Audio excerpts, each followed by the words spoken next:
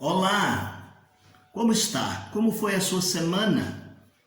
Nós estamos juntos mais uma vez e vamos estudar a Bíblia, a Palavra de Deus. Eu te convido para uma palavra de oração. Querido Deus e amado Pai, obrigado pelas experiências vividas durante estes dias. Obrigado pela mão forte do Senhor a nos guiar e nos guardar. Orienta-nos no estudo da Tua Palavra. É a oração que fazemos no nome de Jesus. Amém. Muito bem, meus queridos irmãos, nós hoje vamos iniciar estudando o livro de Levítico. E nós vamos ter aqui um tema tirado deste livro: como ter comunhão com um Deus santo. E o texto-chave é Levítico capítulo 11, o verso de número 15, que diz assim: sejam santos, porque eu sou santo. Sede santos, porque eu sou santo. Quando nós estudamos o livro do Gênesis, nós vimos que Deus fez seres morais e espirituais para ele poder manter uma comunhão com estes seres morais e espirituais. Deus deseja ter comunhão com esses seres, tá certo? Por quê? Ele é o Deus da comunhão, é o Deus que gosta de relacionar-se. Então nós vamos ver aqui nesse livro que ele se nos revela a fim de nós compreendermos a sua pessoa, de nós podermos entender o seu caráter. E desta forma, assim, o ser humano poderá desfrutar desta livre comunhão com Deus. E a noção aqui de livre comunhão é que há uma disposição, tem que haver uma disposição da vontade humana em querer adorar e ter comunhão com Deus. Deus está sempre pronto e Deus propõe essa comunhão. Mas há necessidade em contrapartida que esta livre comunhão dada ao homem faça com que o homem também tenha esse desejo, essa disposição, esta vontade de relacionar-se com Deus. Quando nós estudamos o livro do Êxodo, que terminamos no nosso encontro anterior, nós encontramos os princípios morais de Deus e que Deus requer também do seu povo. E estão explicitados ali nos 10 mandamentos, que estão escritos no capítulo 20 de Êxodo, do verso 1 ao verso de número 17.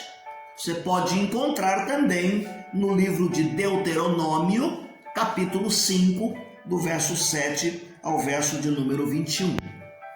No livro do Êxodo, então, nós encontramos os princípios morais baseados nos 10 mandamentos. Agora, no livro de Levítico, nós encontramos o detalhamento do Código de Santidade, capítulo 17 até o 26. Ao estabelecer esse código de sistema de culto, Deus estabelece aqui uma forma de adoração. O povo que esteve lá recebendo o pacto vai aprender aqui, vai encontrar no livro de Levítico a forma prática, normativa para poder adorar a Deus.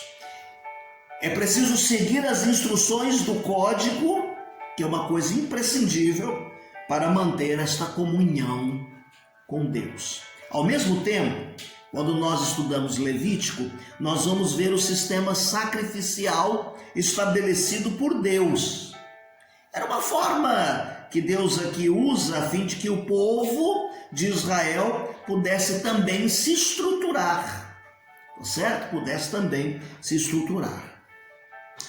Os preceitos morais contidos aqui neste livro de Levítico, eles vão dar sustentação à forma de relacionamento que o povo deve manter com Deus e que deve manter de uns para com os outros.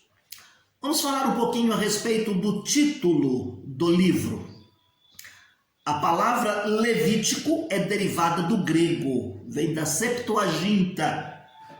Ela significa concernente ou pertence aos levitas. Quem eram os levitas? Os levitas eram pessoas descendentes da família de Arão e eles foram designados, eles tiveram a responsabilidade de auxiliar os sacerdotes no serviço do tabernáculo. Você pode se reportar lá, aqui no livro de Números, capítulo 3, de 1 a 13. E o irmão vai ver ali que ali contém instruções divinas para os sacerdotes, como proceder nos vários sacrifícios, como atuar nas festas religiosas e como atuar também de acordo com as leis da separação. A lei da separação aqui seria separar o que era puro do que era impuro. Então devemos salientar aqui também que os levitas neste livro não são as pessoas mais importantes. Embora o título tenha a ver, Levítico com levitas, eles não são mais importantes. O que é importante aqui neste livro, o que nós vemos aqui é que ele está orientando no exercício do ministério como líderes do cerimonial, quer seja no momento da adoração, como instrutores morais do povo de Israel. Quando a gente chega lá no último versículo de Levítico, ele estabelece um contexto do qual ele diz assim: são estes os mandamentos que o Senhor ordenou a Moisés para os filhos de Israel no Monte Sinai. Capítulo 27, verso de número 34. Esta afirmação, ela vem para que nós possamos entender o seguinte: são os mandamentos, quer dizer, as obrigações da aliança. Quem é que estabeleceu que o Senhor Deus, ou Yahvé, que é o Deus da aliança, ele ordenou a quem? Ordenou a Moisés. Moisés aqui atuou como sendo o mediador desta aliança. Para quê? Para que os filhos de Israel, o povo da aliança, que estão lá diante do Monte Sinai, naquele lugar onde eles receberam a aliança de Deus, que ali foi estabelecida, eles pudessem verdadeiramente obedecer estes mandamentos.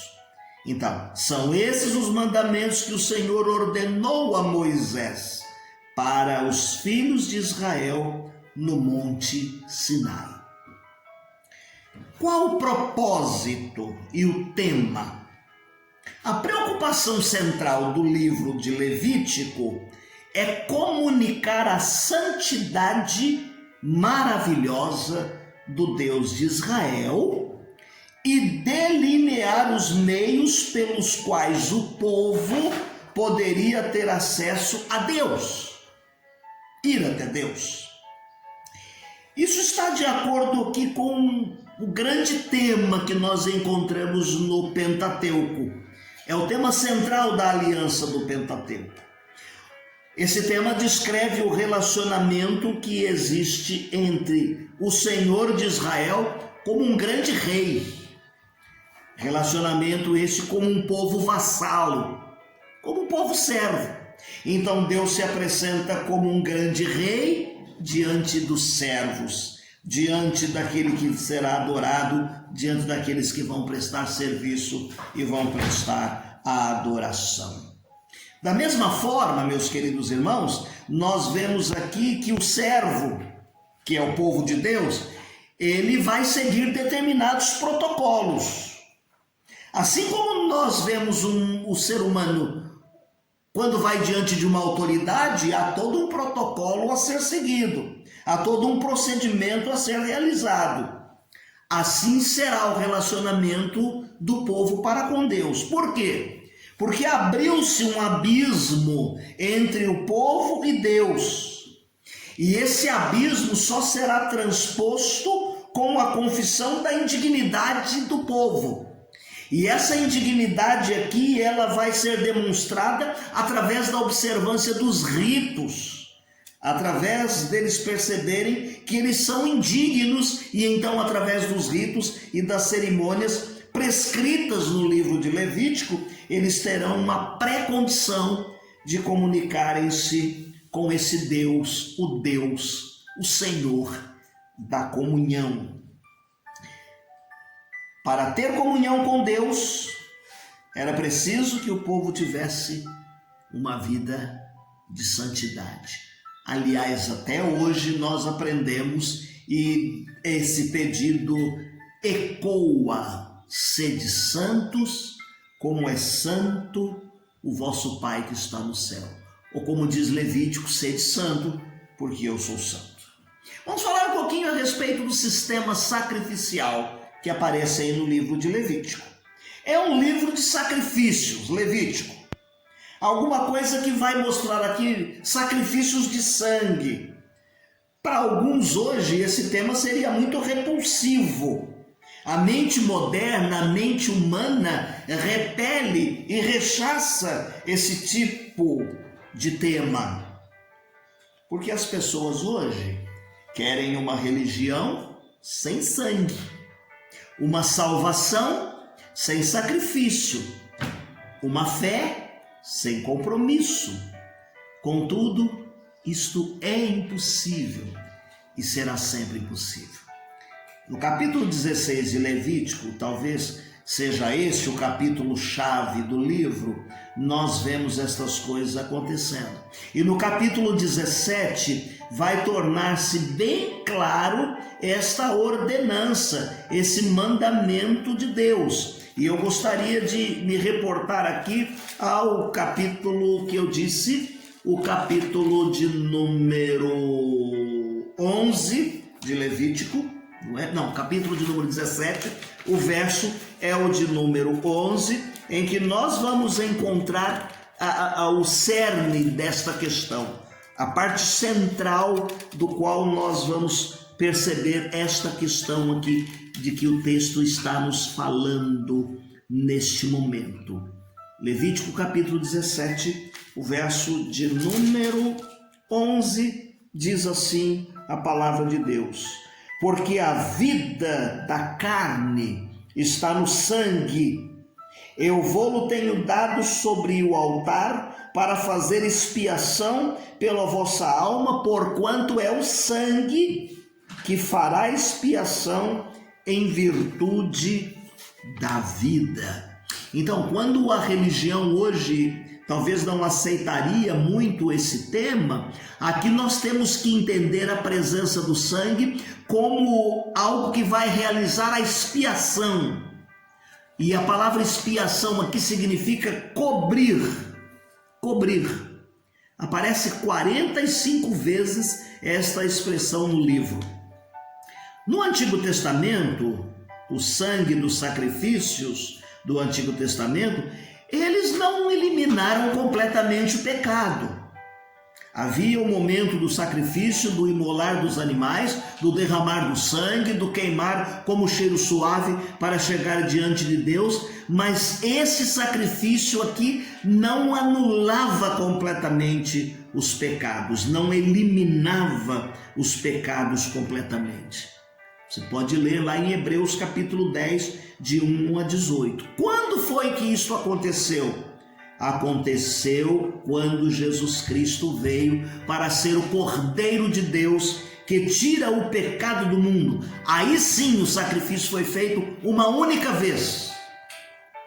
Por que Jesus foi pregado na cruz? Por que feriram a Jesus com a lança? Por que pregaram pregos em Jesus? Por que puseram uma coroa de espinhos em Jesus e Jesus sangrou? Por que lá no Getsemane Jesus transpirou gotas de sangue? Porque a prescrição lá do livro de Levítico para o sacrifício dizia: sem derramamento de sangue não há perdão de pecados. Então o Senhor Jesus Cristo veio ser o Cordeiro de Deus que tira o pecado do mundo. Os sacrifícios presentes aqui no livro de Levítico, eles vão apontar sempre para Jesus. que vem para expiar os pecados, para cobrir os pecados. Jesus vem como Salvador. Em Cristo foi realizada a redenção. E como nós já dissemos, uma oferta, um sacrifício feito uma única vez para salvar o homem dos seus pecados, o homem pecador.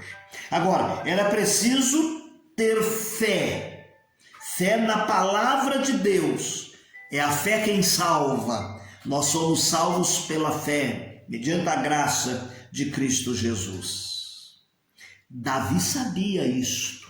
Quando Davi errou e Davi pecou, ele sabia que os sacrifícios não iam eliminar completamente o que ele havia feito, os seus pecados. Lá no Salmo de número 51, o verso de número 16 e 17 diz assim: porque te não comprases em sacrifícios, senão eu os daria. Tu não te deleitas em holocausto. Os sacrifícios para Deus são um espírito quebrantado. A um coração quebrantado e contrito não desprezarás, ó Deus. Os profetas deixaram isso muito claro, lá em Isaías capítulo 1, verso de número 11 ao 24. Entretanto, quando o pecador se aproxima de Deus com o coração contrito, depositando nele a sua fé na palavra de Deus, então o seu sacrifício se torna agradável. Foi assim com Caim e foi assim com Abel. Nesse momento, meus queridos irmãos, lendo algumas estrofes do hino de número 138 do nosso cantor.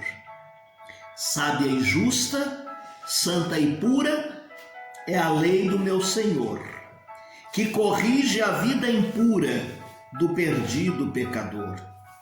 Do Senhor os bons conselhos justos e benignos são, neles vejo quais espelhos, quanto é mau meu coração. Do Senhor ensinamento, nela tão perfeito está, ela é cheia de preceitos e conselhos santos dá. Deus te abençoe. Não deixe de fazer a leitura diária que nós disponibilizamos no final da nossa transmissão. Tenha uma semana abençoada, uma semana feliz.